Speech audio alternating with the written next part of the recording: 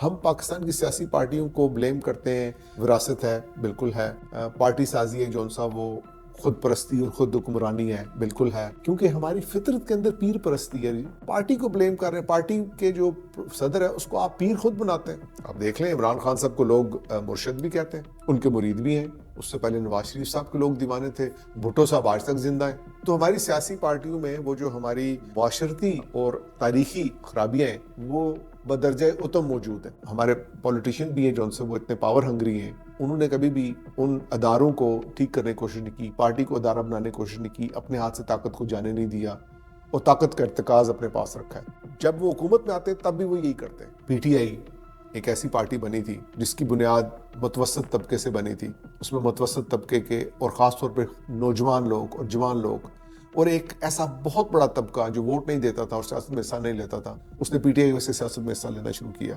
PTI national level पे चली गई, बहुत अच्छी बात थी, कौमी पार्टी बन गई, ये उसकी खसूसियात थी। लेकिन खान साहब ने भी उस पार्टी को उस तरह नहीं बनाया जिस तरह का उन्होंने प्रॉमिस किया था, वादा किया था। इस वक्त पीटीआई माइनस खान साहब जीरो है। पीटीआई में कोई ऐसा स्ट्रक्चर मौजूद नहीं है जिसके तहत इंतजाम चलता रहे, जिसके तहत नई क़यादत आए, नए नौजवान आए।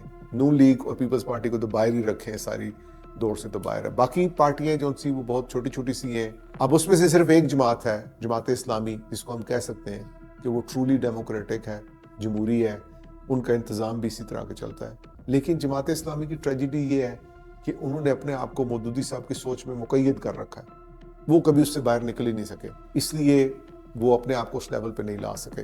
रवैया भी हमारी पार्टियों का यही है।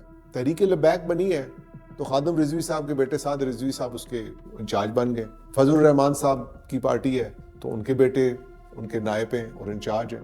बाकी सब छोटी मोटी पार्टियों को भी देख लें तो विरासती सियासत है। और सियासी पार्टियां ऐसी नहीं हैं कि वो लोगों को आगे आने दें, जिसकी वजह से जो टैलेंटेड सियासी नौजवान है वो सियासत में हिस्सा लेने से बाज आ जाता है, छोड़ देता है।